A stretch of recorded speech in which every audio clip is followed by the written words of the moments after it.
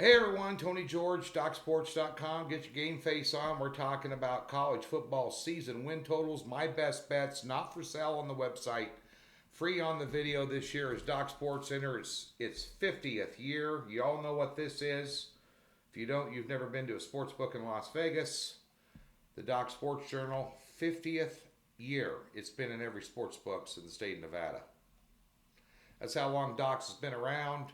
Be sure and get one when you're in town. I know there's some down in Laughlin because I took some down last week. But nonetheless, even on the East Coast, I think we're making some penetration. But nonetheless, if you want one of these, not getting Las Vegas, click the link description below and go get a free $60 we're giving you.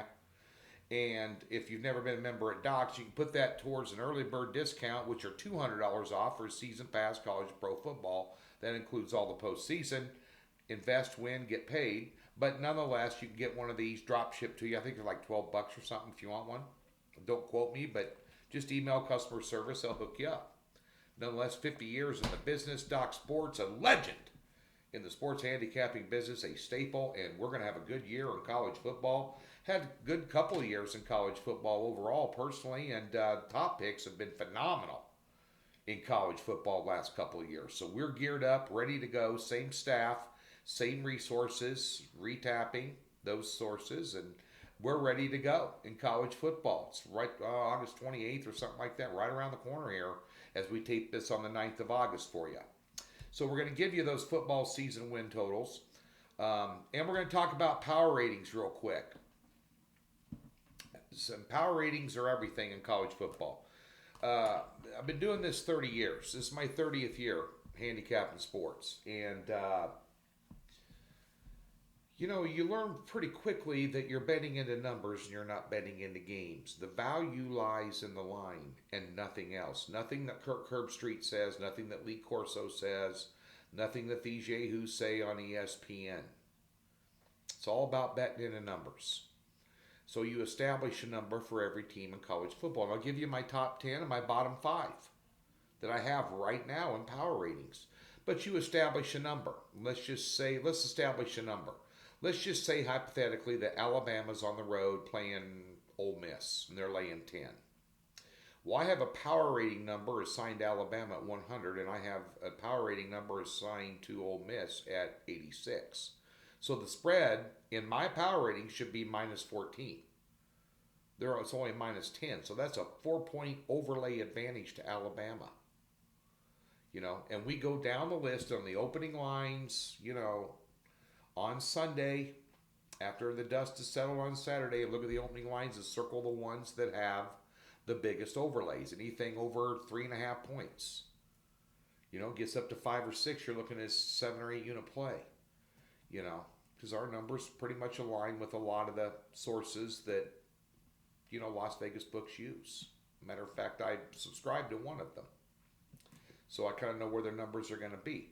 But nonetheless, we do that along with situational analysis, man-to-man matchups, intangibles, coaching, weather, road game, home game, conference trends. There's a lot that goes into it, but having that number to work with is crucial. Top 10 power rated teams right now. I won't give you the numbers. I'm just giving you the teams. I got Alabama number 1. Another year where somebody's going to have to beat them. They're just loaded. Why do they keep giving Nick Saban all that money? Number 2, Clemson. The point differential between Alabama and Clemson I have right now is 4.7. Also, Oklahoma, Ohio State, Georgia. Another good team, keep an eye on. Going to be a highly competitive team, Iowa State. Matter of fact, I'm going to see them play September 18th out here in Las Vegas against UNLV at Allegiant Stadium. Raiders' new stadium here. Looking forward to that, seeing a good football team and seeing a brand new stadium at a lot less price than it costs to go to a Raiders game. Raiders game is like $800 minimum for nosebleeds. No, they're not in the top 10. My alma mater. Texas A&M, next on the list. Jimbo Fisher going to have a good team in the SEC this year. Don't go to sleep on them. Oregon, Wisconsin, LSU. That rounds it out. Now, that being said, let's go bottom 5. 5 worst teams in the country. Ones you want to fade if you get a decent number. Louisiana Monroe, UConn, UMass, Bowling Green, and the worst team in the country, New Mexico State. Now, it's taken me since March to establish numbers for 130 some college football teams, which is a lot of research, a lot of knowing about what happened in spring games, this, that, and the other. We're prepped, we're ready to go, kick butt, take names. But nonetheless, let's talk about the season win totals and my best bets. These are the ones I bet in Las Vegas. My best bet on the board right now, this would be at least a 3 or 4 unit pick, would be Miami of Ohio over 4.5 wins.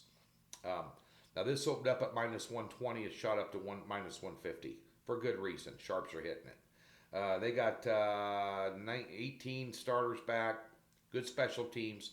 They're not great at anything, but they're good at everything. If you go to sleep on them, especially in the MAC, not only you're not going to cover a spread against them, you're probably going to lose straight up.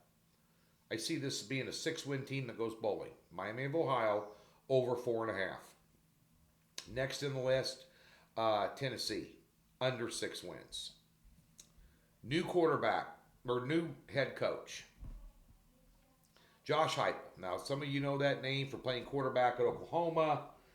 He bounced around coaching as a coordinator right before he went to Central Florida and took over for Scott Frost. He was the offensive coordinator at Missouri. Drew Lock was around then. And so that's some talent to work with. Went down to Central Florida and took over for Scott Frost. When Frost left to take his magic to Nebraska, how'd that work out? Being an alma mater, how'd that work out? But I'll draw a parallel to Scott Frost and him taking over at Tennessee. So you want to implement an entirely new offensive system.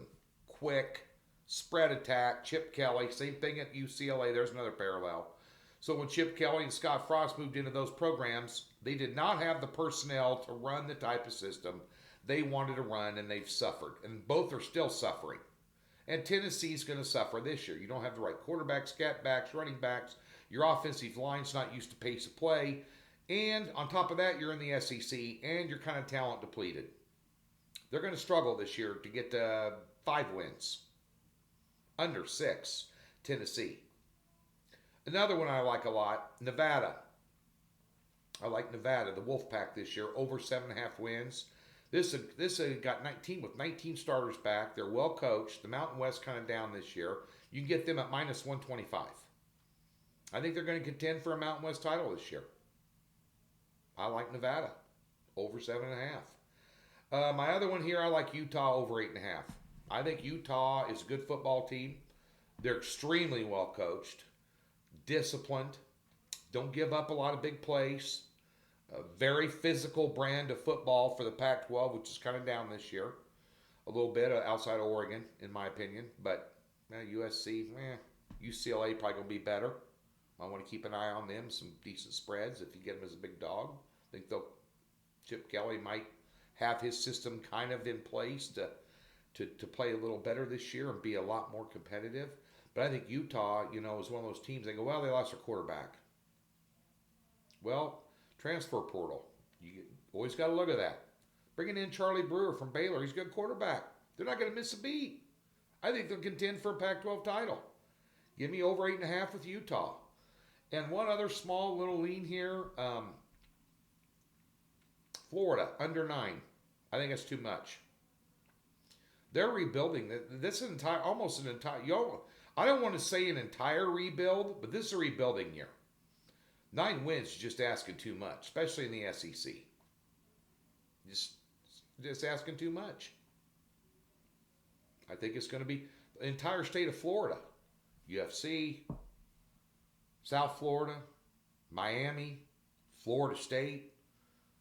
You know how Florida always had all the athletes, and anytime you play them down there late in the year in the heat and affected they always kind of dominated college football. Forget Alabama for a minute. I'm just telling you, the whole state's down this year, and I think Florida's going to be one of them under a rebuild, under 9 wins there. To recap, Miami of Ohio, over 4.5, best bet. Tennessee, under 6 wins, best bet.